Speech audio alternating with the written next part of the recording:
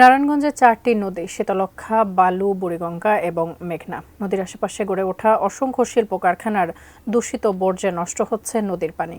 শীতলক্ষ্যা নদীর 5 নম্বর ঘাট থেকে বিস্তারিত জানিয়েছেন প্রতিনিধি আব্দুস সালাম। একসময় প্রাচ্যের ডান্ডি হিসেবে পরিচিত ছিল এই নারায়ণগঞ্জ। এই শীতলক্ষ্যা নদীকে ঘিরে গড়ে উঠেছিল প্রাচ্যের ডান্ডি নারায়ণগঞ্জ এবং এই নদীর দুই তীরে গড়ে উঠেছিল পাট শিল্পের প্রতিষ্ঠান।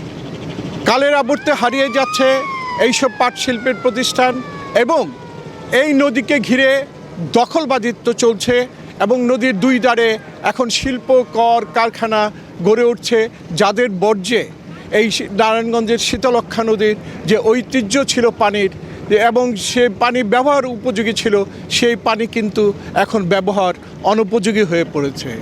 এবং এই নদীর পাশে কিন্তু সম্পৃক্ত মেঘনা, দলেশ্বরী, বুড়িগঙ্গা এবং বালু নদী, এই নদীগুলোর কিন্তু একই অবস্থা, যে অবস্থার কারণে কিন্তু এই নদীর পানিগুলো কিন্তু শিল্প কলকারখানার বর্জ্যে নষ্ট হয়ে যাচ্ছে এবং ব্যবহার অনুপযোগী হয়ে পড়ছে।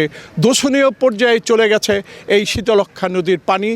বিআইডব্লিউটিএ কর্তৃপক্ষ মাঝে মাঝে এইসব শিল্প প্রতিষ্ঠানগুলোতে অভিযান চালালেও কিন্তু তাদের কিন্তু সেই অভিযানের ধারাবাহিকতা থাকে না, যে কারণে বিভিন্ন গোপনে হোক প্রকাশ্যে হোক এই শিল্প প্রতিষ্ঠানগুলোর পানি, দূষিত পানি কিন্তু এই শীতলক্ষ্যা নদীতে পড়ছে, যার ফলে কিন্তু এই শীতলক্ষ্যা নদীর যে ঐতিহ্য পানির, সে ঐতিহ্য দিন দিন হারাতে বসেছে।